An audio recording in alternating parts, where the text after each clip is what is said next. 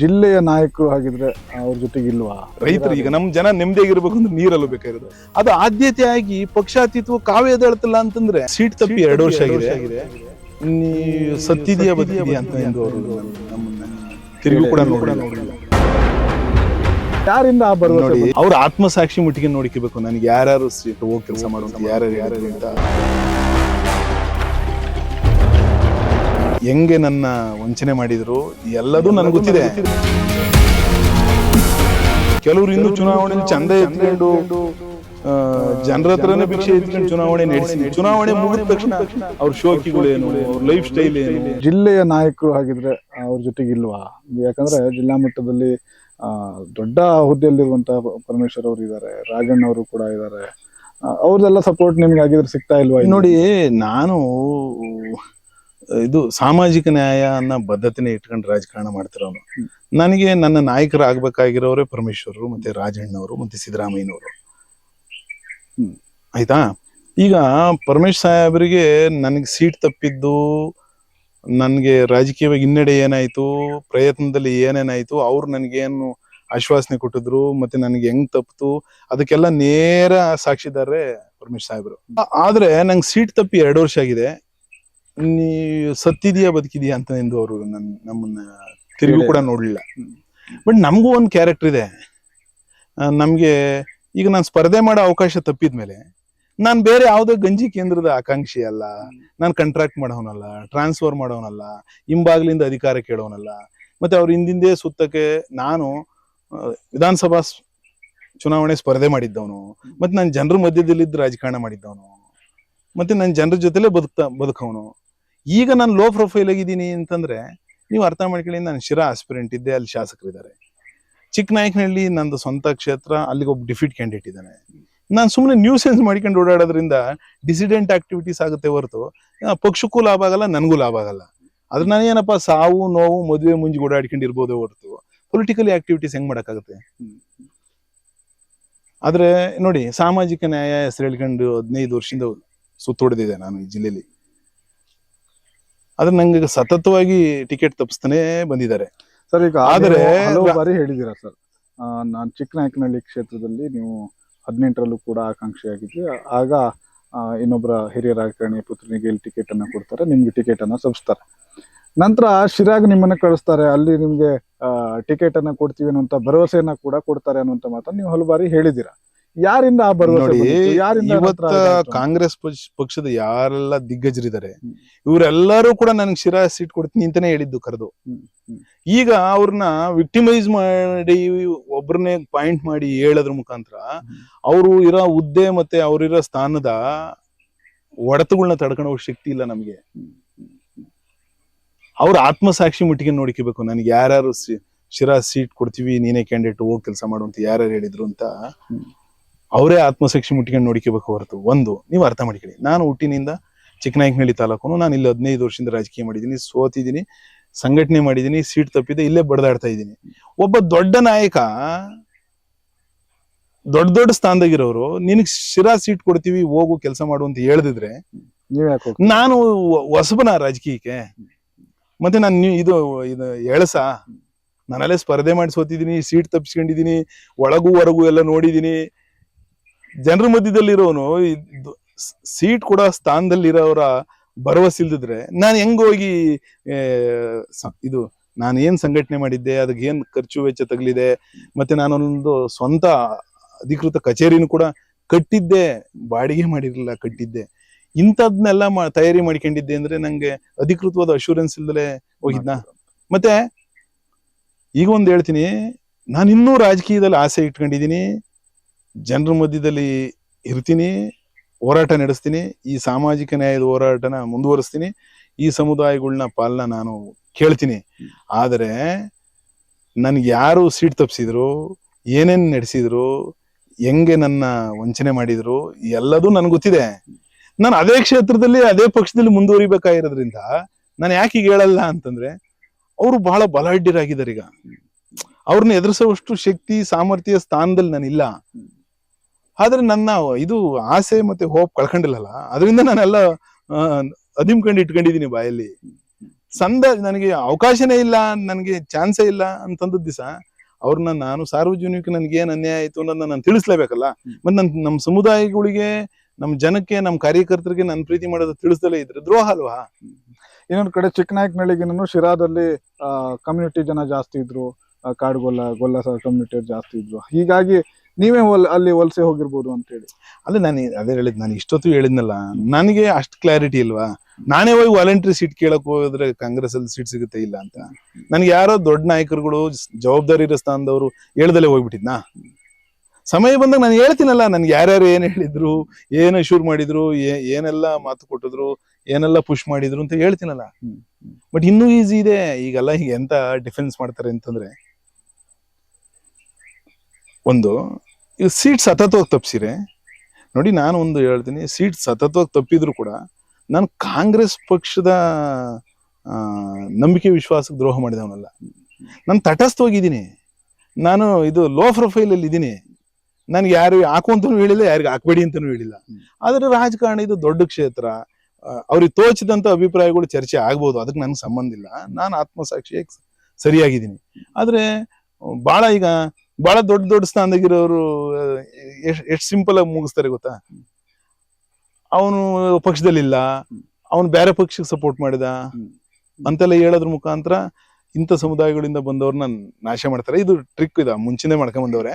ಆದ್ರೆ ನಾವು ಇವರ ಕಾಲೆಳೆಯೋದಕ್ಕೆ, ಇವ್ರು ವಿರೋಧ ಮಾಡೋದಕ್ಕೆ, ಇವ್ರು ತೊಂದರೆ ಕೊಡೋದಕ್ಕೋಸ್ಕರ ಅದಕ್ಕೆ ಎದುರವರಲ್ಲ. ನಾವು ಕಾಂಗ್ರೆಸ್ ಆಗಿರೋದು ಕಾಂಗ್ರೆಸ್ಗೆ ಮತ್ತೆ ರಾಹುಲ್ ಗಾಂಧಿ ಅವರ ಕೈ ಬಲಪಡಿಸ್ಬೇಕು ಅನ್ಕೊಂಡಿರೋದ್ರಿಂದ ನಾವು ಇವ್ರಿಗೆಲ್ಲ ಏನ್ ತಲೆ ಕೆಡಿಸ್ಕೊಳತಿಲ್ಲ. ಮತ್ತೆ ಹಂಗಂದ್ ಸಾಸ್ಲೋ ಸತೀಶ್ ಎಲ್ಲಾ 100 ಪಕ್ಷಕ್ಕೆ ರಾಜಕೀಯ ಮಾಡಿದಾರೆ, ಎಲ್ಲ ದೊಡ್ಡ ಅಧಿಕಾರ ಅನುಭವಿಸ್ತವ್ರು ಕಾಂಗ್ರೆಸ್ ಅಲ್ಲಿ. ಒಂದೇ ಪಕ್ಷದಲ್ಲಿ ಕಟ್ಟು ಬಿದ್ದವರಿಗೆ ತೊಂದರೆ ಆಗ್ತಾನೆ ಇದೆ. ನಮ್ಗೆ ಏನ್ ಪ್ರಾಬ್ಲಮ್ ಅಂತಂದ್ರೆ, ಈ ಹಳ್ಳಿಯಿಂದ ಹಿಡಿದು ದಿಲ್ಲಿವರೆಗೂ ನಮ್ಮ ಸಮುದಾಯದ ನಾಯಕರುಗಳಿಲ್ಲ, ನಮ್ಗಳು ಕೈ ಹಿಡಿಯಲ್ಲ. ಮತ್ ನಾವು ನಂಬ್ಕೊಂಡಿದೀವಿ, ಈಗ ನಾವು ಸಿದ್ದರಾಮಯ್ಯನವ್ರು ನಂಬ್ಕೊಂಡಿದೀವಿ. ಸಿದ್ದರಾಮಯ್ಯನವರು ಈ ಜಿಲ್ಲೆಗೆ ಹಿಂದುಳಿದವನು ಒಬ್ಬನೇ ಹುಡುಗ. ನಾನು ಸೀಟ್ ಕೇಳ್ತಾ ಇದ್ದೆ, ನನಗ್ ಸೀಟ್ ಕೊಡಿಸ್ಲಿಲ್ಲ. 18ರಲ್ಲಿ ಇಡೀ ಜಿಲ್ಲೆಗೆ ಒಂದು ಕೊಡ್ಲಿಲ್ಲ. ಈ ಸರಿ ನನಗ್ ತಪ್ಪಿಸಿ ನಮ್ಮ ಸಮುದಾಯದ ಗ್ರಾಮಾಂತರದಾಗ ಏನ್ ಮಾಡಿರು ಅಂತ ಇಡೀ ಜಿಲ್ಲೆಗೆಲ್ಲ ಗೊತ್ತಿದೆ. ಆದ್ರೆ ನಾವು ಯಾರನ್ನ ಸಾಮಾಜಿಕ ನ್ಯಾಯದ ನಾಯಕರು, ಎಲ್ಲಾ ಅವಕಾಶ ವಂಚಿತ ಸಮುದಾಯಗಳಿಗೆ ಪಾಲ್ ಕೊಡ್ತೀವಿ ಅಂತ ಕೊಡ್ತಾರೆ ಅಂತ ನಾವು ನಿರೀಕ್ಷೆ ಮಾಡಿದ್ರೆ, ಅವ್ರ ಕುಟುಂಬಗಳಿಗೆ, ಅವ್ರ ಜಾತಿಗೆ ಅವಕಾಶ ಕೊಡೋದ್ರಲ್ಲಿ ತಲ್ಲೀನರಾದ್ರೆ ನಾವ್ ಎಲ್ಲಿ ಹೋಗ್ಬೇಕು ಹೇಳಿ? ನಾವ್ ಯಾರ ಮಂತೆಗೆ ಹೋಗ್ಬೇಕು ಹೇಳಿ? ಸತೀಶ್ ಅವರಿಗೆ ಎಲ್ಲೋ ಒಂದ್ ಕಡೆ ಡೆಲ್ಲಿ ಮಟ್ಟಿನ ಶಕ್ತಿ ಇದೆ, ಅಲ್ಲಿಯೂ ಕೂಡ ಅವರು ತಮ್ಮನ್ನ ತಾವು ಇದ್ ಮಾಡಿಸ್ಕೊಳ್ತಾರೆ ಅನ್ನೋ. ನೋಡಿ, ಅದು ಕೂಡ ಸಮಸ್ಯೆನೇ. ಹೆಂಗಂದ್ರ, ಇಲ್ಲಿ ಬಿಟ್ಟು ಅಲ್ಲಿ ಹಿಡ್ಕೊಳಕ್ ಹೋದ್ರೆ ಇಲ್ಲಿ ವಿರೋಧ ಮಾಡ್ತಾರೆ, ಇವ್ರನ್ನೇ ನಂಬ್ಕೊಂಡು ಹಿಡ್ಕೊಳಕ್ ಹೋದ್ರೆ ಅಲ್ಲಿ ವಿರೋಧ ಮಾಡ್ತಾರೆ. ಈಗ ನಮ್ಗಳ ಸ್ಥಿತಿ ಹೆಂಗೆ ಅಂತಂದ್ರೆ, ಶಕ್ತಿ ಇಲ್ದ ಸಣ್ಣ ಪುಟ್ಟ ಸಮುದಾಯದವರು ನಾವ್ ಏನ್ ಮಾಡಿದ್ರು ಕೆಟ್ಟದಾಗೆ ಕಾಣಿಸುತ್ತೆ. ಮತ್ತೆ ಮೀನ್ಸ್ ನೋಡ್ರಿ, ಈಗ ಪರಮೇಶ್ ಸಾಹೇಬ್ರು ಸ್ಕ್ರೀನಿಂಗ್ ಕಮಿಟಿ ಮೆಂಬರ್ ಇದ್ರು. ಈಗ ಸೀಟ್ ಕೂಡ ಕಮಿಟಿಲೇ ಇದ್ದು ನಮ್ಗೆ ಸೀಟ್ ಸಿಕ್ಕಿಲ್ಲ ಅಂತಂತಂದ್ರೆ, ಈಗ ನಾವು ಎಲ್ಲರನ್ನ ದೂರಕ್ಕೆ ಬರುತ್ತಾ? ಮತ್ತೆ ಇವ್ರನ್ನ ದೂರ್ಕೊಂಡು ಓಡಾಡಿದ್ರೆ ಮುಂದಿನ ಅಪಕ್ಷ ಮುಂದುವರಿಯೋದು ಹೆಂಗೆ ಹೇಳಪ್ಪ? ಅಲ್ಲ, ಈಗ ಅಲ್ಲಿ ಟಿಕೆಟ್ ತಗೊಂಡು ಗೆದ್ದಂತವ್ರು, ಇದು ನನ್ನ ಕೊನೆ ಚುನಾವಣೆ, ನನ್ಗೆ ಅವಕಾಶ ಕೊಡಿ ಅಂತ. ಅದು ಅವ್ರ ಪರ್ಸನಲ್ ಸರ್. ನಾನ್ ಕೇಳೋದು ಕಾಂಗ್ರೆಸ್ ಪಕ್ಷನ. ಯಾರ್ದೋ ಅವಕಾಶ ಕಿತ್ ನನಗೆ ಕೊಡಿ, ತಪ್ಪಿಸ್ಕೊಡಿ ಅಂತ ಕೇಳಕ್ ನನಗೇನು ಸಂಬಂಧ ಇಲ್ಲ. ನನಗೆ ಅವಕಾಶ ಕೊಡಿ ಅಂತ ಅಷ್ಟೇ ನಾವು ಕಾಂಗ್ರೆಸ್ ಪಕ್ಷ ಕೇಳೋದು. ನಾವು ಈಗ ನೋಡಿ, ಈಗ 4 ಹೆಸರನ್ನ ನಾಮಿನೇಷನ್ ಮಾಡಿದಾರಲ್ಲ, ಅವರು ಜನರ ಜೊತೆ ಇರೋರಲ್ಲ, ಸಮುದಾಯಗಳ ಜೊತೆ ಇರೋರಲ್ಲ. ಅವ್ರು ಯಾವ ಲಾಬಿಗಳು ಮಾಡಿರ್ತಾರೋ, ಯಾರನ್ನ ಖುಷಿ ಪಡಿಸಿರ್ತಾರೋ, ಯಾರ ಲೀಡರ್ ಸುತ್ತಮುತ್ತ ಓಡಾಡಿರ್ತಾರೋ ಅವ್ಗಳಿಗೆಲ್ಲ ಅವಕಾಶ ಸಿಗುತ್ತೆ. ಆದ್ರೆ ನಮ್ಮ MBCಗಳಲ್ಲಿ ಅಂದ್ರೆ ಮೀನ್ಸ್ ಅತಿ ಹಿಂದುಳಿದ ಸಮುದಾಯಗಳಲ್ಲಿ ನೋಡ್ರಿ, ಏನು ಅವಕಾಶಗಳೇ ಸಿಗಲ್ಲ, ಯಾರು ಗುರುತಿಸಲ್ಲ. ಸರ್, ಈಗ ನಾನು ಇನ್ನೊಂದು ಪ್ರಶ್ನೆ ಕೇಳಲೇಬೇಕು. ಯಾಕಂದ್ರೆ ನೀವು ಒಬ್ಬ ಯುವ ರಾಜಕಾರಣಿ, ನಾನು ರಾಜಕಾರಣದಲ್ಲಿ ಏನಾದರೂ ಸಾಧನೆಯನ್ನ ಮಾಡಬೇಕು, ಜನರ ಸೇವೆಯನ್ನ ಮಾಡಬೇಕು ಅನ್ನುವಂಥ ಒಂದು ಆಸೆ, ಕಾಳಜಿ ಎಲ್ಲವನ್ನ ಇಟ್ಕೊಂಡಿರುವಂತ ಒಬ್ಬ ನಾಯಕ. ಹೀಗಾಗಿ ನಿಮ್ಮಲ್ಲಿ ಕೇಳಬೇಕು, ಈಗಿನ ರಾಜಕಾರಣದಲ್ಲಿ ದುಡ್ಡು ಅನ್ನುವಂಥದ್ದು ಕಂಪಲ್ಸರಿನ ಬೇಕೇ ಬೇಕಾ ಸರ್? ಈಗ ನೋಡಿ, ಒಳ್ಳೆ ಪ್ರಶ್ನೆ ಕೇಳಿದೆ. ನೋಡಿ, ನಾನು ಒಬ್ಬ ರೈತ ಕುಟುಂಬದಿಂದ ಬಂದಿದ್ದೀನಿ. ನಮ್ಮಪ್ಪ ಪೊಲಿಟಿಷಿಯನ್ ಅಲ್ಲ, ನಾವು ರೈತರು, ಮಾಮೂಲಿ ಕುಟುಂಬದವರು. ನಾವು ರಾಜಕಾರಣ ಮಾಡ್ಬೇಕು, ಶಾಸಕರಾಗಬೇಕು, ನಾಯಕರಾಗಬೇಕು ಅನ್ನೋ ಕನಸನ್ನ ಈಡೇರಿಸ್ಕೊಳಕ್ಕೋಸ್ಕರ ಏನೆಲ್ಲ ಕಷ್ಟ ಶ್ರಮ ಅನುಭವಿಸಿ ಚುನಾವಣೆಗಳು ತೂಗಿಸೋ ಶಕ್ತಿನ ಪಡ್ಕೊಂಡು ನಾವು ಯಾರಿಗೂ ಕಮ್ಮಿ ಇಲ್ಲ ಅಂತ ಹೋರಾಟ ಮಾಡ್ತಿದೀವಿ. ಅದನ್ನ ಹತ್ರದಿಂದ ನೋಡಿರೋ ನಮ್ಮ ಕ್ಷೇತ್ರದ ಜನಕ್ಕೆ ಮತ್ತೆ ನಮ್ಮ ಪಕ್ಷದ ಎಲ್ಲ ಲೀಡರ್ಗಳಿಗೆ ಗೊತ್ತಿದೆ ನಾವು ಹೆಂಗ್ ರಾಜಕಾರಣ ತೂಗಿಸ್ತೀವಿ ಅಂತ ಗೊತ್ತಿದೆ. ಆದ್ರೆ ನನ್ಗೆ ಏನಪ್ಪ ಬೇಜಾರ ಮತ್ತೆ ನೋವಾಗೋದು ಅಂದ್ರೆ, ಯಾರು ದುಡ್ಡಿನ ವಿಚಾರಗಳು ಮಾತಾಡ್ತಾವ್ರಿ ಇವರು, ಅವರು ಶುರುವಾದಾಗ ಹೆಂಗಿದ್ರು, ರಾಜಕೀಯಕ್ಕೆ ಬರೋದಕ್ ಮುಂಚೆ ಹೆಂಗಿದ್ರು, ಈಗ ಅವ್ರನ್ನ ದುಡ್ಡಿನ ಹಮಿಕೆ ಯಾವ ಮಾತುಗಳು ಆಡ್ತಾವ್ರೆ ಅನ್ನೋದನ್ನ ನೋಡಿ ನಿಜವಾಗ್ಲೂ ನನ್ಗೆ ಒಂಥರ ನಗು ಬರುತ್ತೆ. ಅವ್ರ ಪರಿಸ್ಥಿತಿಗಳು ಏನು ಅಂತ ಎಲ್ಲ ಗೊತ್ತು ನಮಗೆ.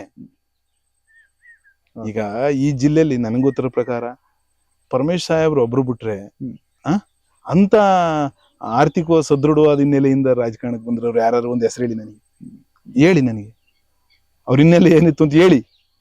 ನಾನು ಯಾರು ವಿರುದ್ಧ ಹೇಳ್ತಾ ಇಲ್ಲ, ಇದು ಜನರಲೈಸ್ ನೀವು ವಿಚಾರ ಕೇಳಿದ್ ಕೇಳಿ ಯಾರ ಮೇಲೂ ಪಾಯಿಂಟ್ ಮಾಡ್ತಿಲ್ಲ. ಪರಮೇಶ್ ಸಾಹೇಬ್ರು ಒಬ್ರ ಬ್ಯಾಕ್ ಗ್ರೌಂಡ್ ಬಿಟ್ಟು ಉಳ್ದವ್ರು ಯಾರಾದ್ರೂ ರಾಜಕಾರಣಕ್ಕೆ ಬರೋ ಪರಿಸ್ಥಿತಿಲಿ ಏನಿತ್ತು? ಕೆಲವ್ರು ಇನ್ನೂ ಚುನಾವಣೆಯಲ್ಲಿ ಚಂದ ಎತ್ಕೊಂಡು ಜನರ ಹತ್ರನೇ ಭಿಕ್ಷೆ ಎತ್ಕೊಂಡು ಚುನಾವಣೆ ನಡೆಸಿ, ಚುನಾವಣೆ ಮುಗಿದ ತಕ್ಷಣ ಅವ್ರ ಶೋಕಿಗಳೇನು, ಅವ್ರ ಲೈಫ್ ಸ್ಟೈಲ್ ಏನು, ಅವ್ರ ದರ್ಬಾರ್ಗಳೇನು, ಅವ್ರ ಹಾವಭಾವ ಏನು, ಜನರನ್ನ ಯಾವ ರೀತಿ ನಡೆಸ್ಕೊಂತಾರೆ, ಇದನ್ನೆಲ್ಲದನ್ನೂ ನೋಡ್ತಿದೀವಲ್ಲ. ಇದೆಲ್ಲ ನಡೀತಾ ಇದೆ ರಾಜಕೀಯದಲ್ಲಿ. ಆದ್ರೆ ಅಂತಿಮ ನನ್ನ ನಂಬಿಕೆ ಏನು ಅಂದ್ರೆ, ಅದು ಹಣ ಫ್ಯೂಯಲ್ ತೈಲ ಆಗ್ಬೇಕು ಹೊರತು, ಇಂಧನ ಆಗ್ಬೇಕು ಹೊರತು ಚುನಾವಣೆ ಮತ್ತೆ ರಾಜಕಾರಣ ಮಾಡೋರಿಗೆ ಅದೇ ಆಗ್ಬಾರ್ದು. ಅದೇ ಆದ್ರೆ ಶಾರ್ಟ್ ಟರ್ಮ್ ಅಲ್ಲಿ ಸಕ್ಸಸ್ ಸಿಗ್ಬೋದು, ಅದ್ ದೂರ ಕೊಂಡೊಯ್ಯಲ್ಲ. ಉದಾಹರಣೆಗೆ ನಮ್ ಕಣ್ಣು ಮುಂದೆ ಎಲ್ಲ ರೆಡ್ಡಿಗಳು ಅವರು ಇವರು ಎಲ್ಲ ನೋಡಿದೀವಲ್ಲ, ದುಡ್ಡು ಇಟ್ಕೊಂಡು ರಾಜಕೀಯ ಮಾಡಿದಾರೆ, ಆಮೇಲೆ ಏನಾದ್ರು ಎಲ್ಗೋದ್ರು ಏನೇನ್ ಪರಿಸ್ಥಿತಿ ಅಂತ. ಅದಕ್ಕೇನ್ ರಿಸಲ್ಟ್ ಅಲ್ಲ, ಅದೇನ್ ರಿಸಲ್ಟ್ ತರುತ್ತೆ ದೂರ ಲಾಂಗ್ ಟರ್ಮ್ಗೆ ಅಂತ ನನಗೆ ಅನ್ಸಲ್ಲ. ಮತ್ತೆ ಅವನಲ್ಲಿ ಗಟ್ಟಿತನ ಇದ್ರೆ, ಈಗ ನಾನು ಹೇಳೋದು ಅವ್ನಿಗೆ ಏನಾರ ಆಗ್ಲಿ, ಅವ್ರು ಯಾವ ಪಕ್ಷವರಾಗ್ಲಿ, ಅವ್ರು ಏನಾರು ಮ್ಯಾನೇಜ್ಮೆಂಟ್ ಮಾಡ್ಕೊಳ್ಳಿ, ಮತ್ತೆ ಅವ್ರದ್ದು ಏನೇ ಸಿದ್ಧಾಂತ ಇರ್ಲಿ, ಇವತ್ತ ಸುರೇಶ್ ಗೌಡ್ರು ನಡ್ಕಂತಿರೋದ್ನ ಆ ಭಾಗ ಮತ್ತೆ ಕ್ಷೇತ್ರ ಮತ್ತೆ ರೈತ ಸಮುದಾಯ ಮೆಚ್ಚಲೇಬೇಕಲ್ವಾ?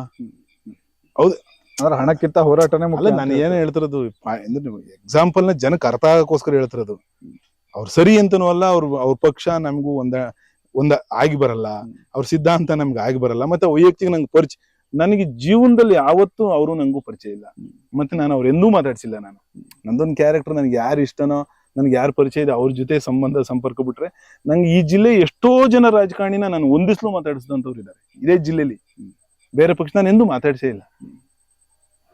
ಈಗ ಸಾಸ್ಲು ಸತೀಶ್ ಅವ್ರ ಹತ್ರ ಆಗಿದ್ರೆ ಎಷ್ಟು ದುಡ್ಡಿದೆ ಸರ್? ನನ್ಗೆ ಎಷ್ಟು ದುಡ್ಡು ಐತಿ ಅಂತಂದ್ರೆ ನೋಡಿ ಸರ್, ನಾನು ಕಷ್ಟಪಟ್ಟು ಮತ್ತೆ ನನ್ನ ಕನಸನ್ನ ಈಡೇರಿಸ್ಕೊಳಕ್ಕೆ ಒಂದು ಸ್ಪರ್ಧೆ ಮಾಡಿದ್ರೆ ಗೌರವಯುತವಾಗಿ ಚುನಾವಣೆ ನಡೆಸಿ ನಮ್ಮ ಕಾರ್ಯಕರ್ತರು ತಲೆ ಬಗ್ಗಿಸ್ದಂಗೆ ರೆಸ್ಪೆಕ್ಟ್ ಆಗಿ ಎಲೆಕ್ಷನ್ ಮಾಡೋಷ್ಟು ಶಕ್ತಿ ಇದೆ ಅಂತ ಅನ್ಕೊಂಡಿದೀನಿ.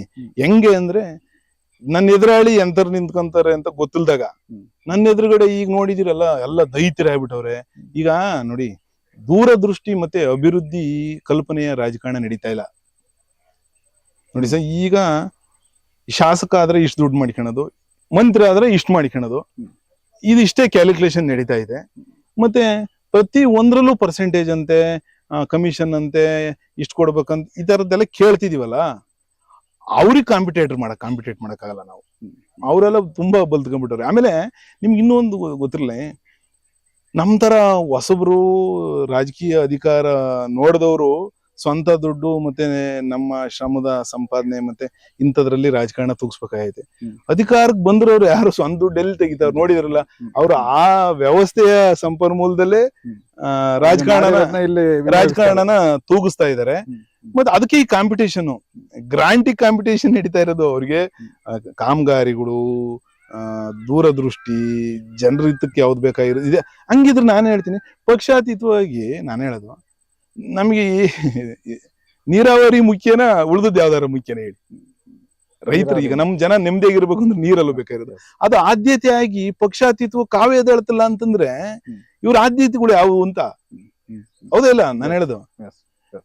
ಸರ್, ಈಗ ಚರ್ಚೆಗಳು ಬರುತ್ತೆ, 8-9 ಬಾರಿ ಶಾಸಕರಾಗಿದ್ದಂತ ವ್ಯಕ್ತಿಯ ವಿರುದ್ಧ, ಮಿನಿಸ್ಟರ್ ಆಗಿರುವಂತ ವ್ಯಕ್ತಿಯ ವಿರುದ್ಧ ಟಿಕೆಟ್ಗೆ ಪೈಪೋಟಿ ಮಾಡ್ತಿದ್ದಾರೆ ಅಂದ್ರೆ, ಸಾಸ್ಲು ಸತೀಶ್ ಅವ್ರ ಹತ್ರ ಬಹಳ ದುಡ್ಡು ಇರ್ಬೋದು, ದೊಡ್ಡ ದೊಡ್ಡ ಹುಟ್ಟುಹಬ್ಬವನ್ನ ಭಾರಿ ಅದ್ದೂರಿಯಾಗಿ ಆಚರಣೆ ಮಾಡ್ಕೋತಾ ಇದ್ದಾರೆ, ಅಭಿಮಾನಿಗಳಿಗೆ ಸಾಕಷ್ಟು ಏನು ನೆರವು ಕೊಡುವಂಥದ್ದು, ಹಣ ಕೊಡುವಂಥದ್ದು, ಈ ತರದವೆಲ್ಲ ಮಾಡ್ತಿದ್ದಾರೆ, ತುಂಬಾ ಹಣ ಇದೆ ಅನ್ನುವಂಥದ್ದು ಎಲೆಕ್ಷನ್ ಟೈಮಲ್ಲಿ ಬಹಳ ಚರ್ಚೆ ಆಯ್ತು.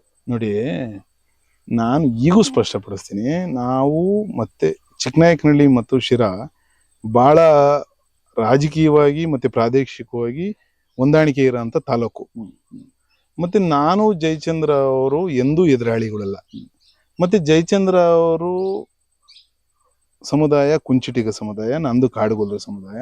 ನಾವೆಲ್ಲ ಸೋದರರಂತೆ ಅಣ್ಣ ತಮ್ಮಂದಿರ ತರ ಬಾಳ್ಬೇಕಾಗಿರೋರು, ಜೊತೆಗಿರ್ಬೇಕಾಗಿರೋರು. ನಾನು ಅದರಿಂದ ಜವಾಬ್ದಾರಿಯಿಂದ ಹೇಳ್ತಾ ಇದ್ದೀನಿ. ನಾನು ಕಾಂಗ್ರೆಸ್ ಪಕ್ಷದಲ್ಲಿ ಸೀಟ್ ಕೇಳಿದ್ದೀನಿ, ಅವರು ಕಾಂಗ್ರೆಸ್ ಪಕ್ಷದ ಸೀಟ್ ಕೇಳಿದ್ದಾರೆ. ನಾನು ಅವ್ರ ವಿರುದ್ಧ ನಿಂತ್ಕೊಳಕ್ ಸೀಟ್ ಕೇಳಿಲ್ಲ. ಅದೇ ಅದೇ ಆಮೇಲೆ ಬೇಸ್ ಏನಂದ್ರೆ ಕಾಂಗ್ರೆಸ್ ಪಕ್ಷದ ಜನರಲ್ ಸೆಕ್ರೆಟರಿ ಮತ್ತೆ ಪಕ್ಷ ಅವ್ರಿಗೆ ಹಿಂದಿನ ಚುನಾವಣೆಯಲ್ಲಿ ಸೀಟ್ ಕೊಡಲ್ಲ ಅಂತ ಹೇಳಿ ಒಂದು ಸುದ್ದಿಯಾಗಿ, ಮತ್ತೆ ಅದು ಆಡಿಯೋ ರಿಲೀಸ್ ಆಗಿ, ಮತ್ತೆ ಆ ತರದ ಪಾರ್ಟಿ ಒಳಗಡೆ ಎಲ್ಲ ಚರ್ಚೆ ಇದ್ದು, ನಾನು ಯಾರನ್ನ ದೊಡ್ಡ ನಾಯಕರುಗಳು ಭೇಟಿ ಆದಾಗ ಹೌದು ಅವ್ರಿಗೆ ಸ್ಪರ್ಧೆ ಮಾಡಕ್ ಅವಕಾಶ ಈ ಸರಿ ಕೊಡಲ್ಲ ಅಂತ ಹೇಳಿದ್ಕೆ ನಾನು ಕಾಂಗ್ರೆಸ್ ಪಕ್ಷದ ಸೀಟ್ ಕೇಳಿದ್ನೇ ಹೊರತು ನಾನು ಜಯಚಂದ್ರ ಅವ್ರ ವಿರುದ್ಧ ಪಕ್ಷದ ಸೀಟ್ ಕೇಳಿಲ್ಲ. ಜನ ಕನ್ಫ್ಯೂಸ್ ಮಾಡ್ಕೊಂತಾರೆ. ಮತ್ತೆ ಅವ್ರನ್ನ ಹಿರಿಯರು, ಅವ್ರ ಬಗ್ಗೆ ನನ್ಗೆ ಅಪಾರ ಗೌರವ ಇದೆ. ಆದ್ರೆ ನನಗೂ ಅವಕಾಶ ಮಾಡಿಕೊಡಿ ಕಾಂಗ್ರೆಸ್ ಪಕ್ಷದಲ್ಲೇ. ಅವ್ರಿಗೆ ಕೊಡ್ಲಿಲ್ಲ ಅಂದ್ರೆ ಕೊಡಿ ಅಂತ ಕೇಳಿರೋದು, ಅವ್ರು ಕೊಡ್ಬೇಡಿ ನಂಗೆ ಕೊಡಿ ಅಂತ ನಾನು ಎಂದು ಕೇಳಿಲ್ಲ. ಆಮೇಲೆ ಹಾಗಿದ್ರೆ ಅವ್ರಿಗೆ ಕೊಟ್ಟಿದ್ದಾರೆ, ನಿಮ್ಗೆ ಕೊಟ್ಟಿಲ್ಲ, ಬೇಜಾರ ಯಾಕೆ? ಬೇಜಾರೆಲ್ಲೂ ಮಾಡೇ ಇಲ್ಲಲ್ಲ. ನಾನೇನ್ ಹೇಳಿದ್ದು ಅಶೂರ್ ಮಾಡುವಾಗ, ಈಗ ನಾನೇನಾರು ಒಂದೇ ಒಂದು ಅಕ್ಷರ ಅಪಸ್ವರ ಎಲ್ಲಾರು ಮಾತಾಡಿದಿನ? ನನಗೆ ಸ್ಪರ್ಧೆ ಮಾಡಕ್ ಅವಕಾಶ ಕೊಡ್ತೀನಿ ಅಂತ ಹೇಳಿದ್ರು, ಫಾಲ್ಸ್ ಕಮಿಟ್ ಮಾಡಿ ನನ್ನ ಭವಿಷ್ಯ ಮತ್ತೆ ನನ್ನ ಕನಸುಗಳನ್ನ ಹಾಳು ಮಾಡಿದ್ರಲ್ಲ ಅಂತ. ಇಲ್ಲೇ ನೀವು ಇನ್ನಷ್ಟು ಸೇವೆ ಮಾಡ್ಬೋದಿತ್ತು, ಚಿಕ್ಕನಾಯಕನಹಳ್ಳಿಯಿಂದ ಸಂಘಟನೆ ಮಾಡ್ಬೋದು. ಅದ್ ನಾನು ಶಿರಾಗ್ ಹೋಗ್ಬೇಕು ಅನ್ನೋದು ನನ್ನ ತಲೆಗಿರ್ಲಿಲ್ಲ, ಹೋಗ್ತೀನಿ ಅನ್ನೋದು ನನಗೆ ಗೊತ್ತಿರಲಿಲ್ಲ. ನಾನು ಇಲ್ಲೇ ನನ್ನ ಊರು, ನನ್ನ ಕ್ಷೇತ್ರ, ನಾನು ಇಲ್ಲೇ ಸಂಘಟನೆ ಮಾಡಿದ್ದೆ, ನಾನು ಇಲ್ಲೇ ಸ್ಪರ್ಧೆ ಮಾಡ್ಬೇಕು ಅಂತ ಅನ್ಕೊಂಡಿದ್ದೆ. ನಾನು ಇಲ್ಲೇ ನಿಂತಿದ್ದೆ, ಇಲ್ಲೇ ಸೀಟ್ ತಪ್ಪಿದ್ದು, ನಾನು ಇಲ್ಲೇ ನಿಲ್ತಿದ್ದೆ. ಸೀಟ್ ಕೂಡ ಸ್ಥಾನದಾಗಿರೋರು ಹೇಳಿದ್ಕಲ್ವ ನಾನು ನಂಬಿ ಹೋಗಿದ್ದು. ಈಗ ಸೀಟ್ ಕೊಡ್ಸಲಾರ್ದಂತ ಅವ್ರು ಹೇಳಿರಿ ಯಾರೋ ಹೋಗ್ತಾರ? ನಾನು ಎಳಸ, ನಾನಲ್ಲಿ ಅಸೆಂಬ್ಲಿ ಸ್ಪರ್ಧೆ ಮಾಡಿದೀನಿ, ತಾಲೂಕ್ ಪಂಚಾಯತ್, ಜಿಲ್ಲಾ ಪಂಚಾಯತ್ B.Pharm ಹಂಚಿದೀನಿ, ಮತ್ತೆ 16 ವರ್ಷ ಜನರ ಮಧ್ಯದಲ್ಲಿ ರಾಜಕಾರಣ ಮಾಡಿದೀನಿ. ಈ ನಾನೊಂದು ಸೋತಿದ್ದೀನಿ ಬಿಟ್ರೆ ನನ್ನ ಹಿಂಬಾಲಕರು ಮತ್ತೆ ನಮ್ಮ ಕಾರ್ಯಕರ್ತರು ಮತ್ತೆ ನಮ್ಮ ಪಕ್ಷದ ಚಿಹ್ನೆ ಎಲ್ಲಾ ತರದ ಚುನಾವಣೆ ರಿಸಲ್ಟ್ ಕೂಡ ಪಡ್ಕೊಂಡಿದೀವಿ ನಾವು ಚಿಕ್ಕನಾಯಕನಹಳ್ಳಿಲಿ. ಆದ್ರೆ ನನ್ನನ್ನು ಆ ರೀತಿ ದಿಕ್ ತಪ್ಪಿಸಿ, ಆಮೇಲೆ ನಿನ್ ಪ್ರಶ್ನೆನೇ ಹೇಳಿದ್ನಲ್ಲ, ಬಲಿ ಕೊಡಕ್ಕೆ ಇಟ್ಕೊಂಡಿರೋದು ನಮ್ಮಂಥವ್ರನ್ನ, ತಳ ಸಮುದಾಯಗಳನ್ನ ಬಲಿ ಕೊಡಕ್ಕೆ ಇಟ್ಕೊಂಡವ್ರೆ. ಮತ್ತೆ ನೋಡಿ, ಈಗ 2 ಜಿಲ್ಲೆಯಲ್ಲಿ ಕಾಡುಗೊಲ್ಲರಿಗೆ ವಿಧಾನಸಭೆಯಲ್ಲಿ ಪ್ರಾತಿನಿಧ್ಯ ಇಲ್ಲ. ಮತ್ತೆ ಸೀಟ್ ಟೈಮಲ್ಲಿ ಆ ತರದ್ದೆಲ್ಲ ದ್ರೋಹ ಮಾಡಿ ನನ್ನ ಲೈಫ್ ನ ಸ್ಪಾಯಿಲ್ ಮಾಡಿ, ಅವ್ರು ಯಾರನ್ನ ತಂದು ತುಮಕೂರು ಗ್ರಾಮಾಂತರಕ್ಕೆ ರಾತ್ರಿ ಕೊಟ್ಟು ಅವರು ಎಷ್ಟು ಓಟ್ ತಗೊಂಡ್ರು. ಮತ್ತೆ ಈಗ ಅವ್ರ ರಾಜಕೀಯ ಪರಿಸ್ಥಿತಿ ಏನಾಗಿದೆ, ಈಗ ಆ ಕ್ಷೇತ್ರಕ್ಕೆ ಬೇರೆಯವ್ರನ್ನ ಕರ್ಕೊಂಡ್ಬಂದು ಜಿಲ್ಲೆಯಲ್ಲಿ ಅಡ್ಜಸ್ಟ್ಮೆಂಟ್ ರಾಜಕಾರಣ ನಡೀತಿದೆ ಅನ್ನೋದನ್ನ ಒಪ್ಕೋತೀರಾ ಸರ್? ನಮ್ಗೆ ಅಡ್ಜಸ್ಟ್ಮೆಂಟ್ ಒಂದು ಏನು ಅಂತಂದ್ರೆ, ಶಕ್ತಿ ಇರೋರು ಮಾಡಿರೋ ಅದು ಚರ್ಚೆ ಆಗಲ್ಲ. ಮತ್ತೆ ರಿಸಲ್ಟ್ ಯಾರು ಪಡ್ಕೊಂಡವ್ರೆ ಅವರು ಡೈರೆಕ್ಟ್ ನೋಡಿ ಅದನ್ನ ಒಪ್ಪಿಗೆಬೇಕು. ಅದ್ ಯಾರು ವಿರೋಧ ಮಾಡ್ತಾರೆ ಕೇಳಿ? ಪ್ರತ್ಯಕ್ಷ ಪರೋಕ್ಷವಾಗಿ ಅವ್ರ ಅನುಕೂಲಕ್ಕೆ ಎಲ್ಲಾ ಮಾಡ್ಕೊಂಡಿರ್ತಾರೆ. ಅದನ್ನ ವಿರೋಧನೂ ಮಾಡಬಾರ್ದು, ಯಾಕಂದ್ರೆ ಶಕ್ತಿ ಇರೋನ್ ಮಾಡ್ಕೊಂಡಿರ್ತಾನೆ. ಸರ್ ನಿನಗೆ ಶಕ್ತಿ ಇದೆ ಅಂದ್ರೆ ನಿಂತ ಹೊಂದಾಣಿಕೆ ಮಾಡ್ಕೊಳಕ್ ಬರ್ತಾರೆ, ನಿಂತ ಶಕ್ತಿ ಇಲ್ಲ ಅಂದ್ರೆ ಯಾಕೆ ಹೊಂದಾಣಿಕೆ ಮಾಡ್ಕೊಳಕ್ ಬರ್ತಾರೆ? ಶಕ್ತಿ ಇರೋದು ಮಾಡ್ಕೊಂಡವ್ರೆ, ಅದ್ರ ಲಾಭ ಪಡ್ಕೊಂಡವ್ರೆ, ನಮ್ದೇನ್ ಅದ್ರ ತಕರಾರಿಲ್ಲ. ಬಟ್ ಅವ್ರು ಉಪದೇಶ ಬೇರೆಯವ್ರಿಗೆ ಹೇಳ್ಬಾರ್ದು ಅಷ್ಟೇ. ನಾನು ಆಗ್ಲೇ ನಿಮ್ಗೆ ಕೇಳಿದೆ ಸರ್, ಈಗ ವಿಧಾನಸಭಾ ಚುನಾವಣೆ ಆಯ್ತು, ಲೋಕಸಭಾ ಚುನಾವಣೆ ಕೂಡ ಆಗೋಯ್ತು, ಈಗ 2-3 ವರ್ಷಗಳ ಆಗ್ತಾ ಬಂತು. ತಾವ್ ಎಲ್ಲಿದ್ರಿ ಆಗಿದ್ರೆ? ಇದೆ ಈಗ ವಿಧಾನಸಭಾ, ಈಗ ನಮ್ಮ ಸೋಷಿಯಲ್ ಮೀಡಿಯಾ ಇದು ನಮ್ದು ಎಂತದ್ದು ಬ್ಯಾಕ್ ಆಫೀಸ್ ಇಲ್ಲ, ಮತ್ತೆ ನಾವು ಮಾಧ್ಯಮದ ಮುಂದೆ ಬರೋದೆಲ್ಲ ಕಡಿಮೆ. ಈಗ ಕಾಂಗ್ರೆಸ್ ಪಕ್ಷದ ಲೋಕಸಭಾ ಅಭ್ಯರ್ಥಿ ಕೇಳಿದ್ರೆ ಗೊತ್ತಾಗುತ್ತಿಲ್ಲ, ಚಿಕ್ಕನಾಯಕನಹಳ್ಳಿಲಿ ಏನ್ ಕೆಲಸ ಮಾಡಿದೀವಿ, ಏನ್ ನಡೀತು ಅನ್ನೋದೆಲ್ಲ ಗೊತ್ತಲ್ಲ, ಪಕ್ಷಕ್ಕೂ ಗೊತ್ತಲ್ಲ. ಹಂಗೇನೆ ನೋಡಿ ಇದು ಬಾಹಿರರ ಅವಕಾಶದ ವ್ಯವಸ್ಥೆ ಇದು. ಜೋರ ಮಾತಾಡೋರು, ದೊಡ್ಡ ಮಾತಾಡೋರು ಸರ್ವೈವ್ ಆಗ್ತಿರ್ತಾರೆ, ನಮ್ಮಂತವ್ರೆಲ್ಲ ಮೂಲೆಗೆ ಹೋಗ್ತಿರ್ತೀವಿ. ಮತ್ತೆ ನಮ್ಗಳಿಗೆ ಈ ಹಣೆ ಬರನೇ ಹಿಂಗೆ, ಏನು ಮಾಡಕ್ಕಲ್ಲ, ಅನುಭವಿಸ್ಲೇಬೇಕು. ಮತ್ತೆ ಯಾವ್ದೋ ಒಂದ ಹೋಪ್ ಇಟ್ಕೊಂಡು ನಾವು ನಡೀತಿದೀವಿ. ಅವಕಾಶ ಸಿಕ್ಕಿರೆ ಮಾಡದ, ಸಿಕ್ಕಿಲ್ಲ ಅಂತಂದ್ರೆ ನಮ್ಗೆ ಬೇಜಾರನೂ ಇಲ್ಲ. ನಮಗ್ ಕೃಷಿ ಮಾಡಕ್ಕೂ ಗೊತ್ತು, ಇನ್ನೊಂದ್ ಮಾಡಕ್ ಗೊತ್ತು, ಉದ್ಯಮ ಮಾಡಕ್ ಗೊತ್ತು, ಮಾಡೋಣ. ಈಗ ನೀವೇ ಹೇಳ್ದಂಗೆ ನೀವು ರೈತರ ಮಗ, ಕೃಷಿ ಜೊತೆಗೆ ಇನ್ನೇನು ವ್ಯವಹಾರ ಇದೆ ಸರ್? ಈಗ ನಾನು ವೃತ್ತಿ ಅಂತ ಯಾವ್ದು ಮಾಡ್ಕೊಂಡೆ ಇಲ್ಲಿ ಇವತ್ತರೆಗೂ. ನನಗೆ ಏನು ತೋಟದಲ್ಲಿರೋದು, ಕೃಷಿ, ಇದರಲ್ಲಿ ಒಂದ್ ಸ್ವಲ್ಪ ಆಕ್ಟಿವಿಟೀಸ್ ಅಲ್ಲಿ ಇರೋದ್ರಲ್ಲಿ ತೊಡಗಿಸ್ಕೊಳ್ಳೋದ್ರಲ್ಲಿ ಆಸಕ್ತಿ ಬಿಟ್ರೆ, ಪ್ರೊಫೆಷನ್ ಅಂತ ಇಂಥದ್ದು ಮಾಡ್ತೀನಿ ಅಂತ ಏನಿಲ್ಲ. ಏನಾದ್ರು ಲಾಭ ಆಗಂತ ವ್ಯವಹಾರಗಳು ಬಂದಾಗ, ಬಂಡವಾಳ ಹಾಕಿ ವ್ಯವಹಾರ ಮಾಡೋಂಥದ್ದು ಯಾವ್ದಾರ ವ್ಯವಹಾರ ಸಿಕ್ಕಿದಾಗ ಮಾಡಿರ್ಬೋದು ಬಿಟ್ರೆ, ನಾನು ಪ್ರೊಫೆಷನ್ ಇಂಥದ್ದು ಅಂತ ಯಾವ್ದು ಮಾಡಿಲ್ಲ. ಮತ್ತೆ ನಾವು ವಾಮ ಮಾರ್ಗ ಈಗ ನಾವು ಕಾಂಟ್ರಾಕ್ಟ್ ಮಾಡಿದವರಲ್ಲ, ಟ್ರಾನ್ಸ್ಫರ್ ಮಾಡಿದವರಲ್ಲ, ಮತ್ತೆ ಇದು ಏನು ಸರ್ಕಾರದ ಪ್ರಭಾವ ಬಳಸ್ಕೊಂಡು ಯಾವ್ದೇ ಸಂಪಾದನೆ 10 ರೂಪಾಯಿ ದುಡ್ದವ್ರಲ್ಲ, ಮತ್ತೆ ನಮ್ಗೆ ಯಾಕೆ ಕೊಡ್ತಾರೆ? ಹೌದಲ್ಲ, ಪಂಚಾಯತಿ ಮೆಂಬರ್ ಆಗದವರಿಗೆ ಯಾರಿಗೊಂದು ದುಡ್ಡು ಕೊಡ್ತಾರೆ, ಯಾಕೆ ಕೊಡ್ತಾರೆ?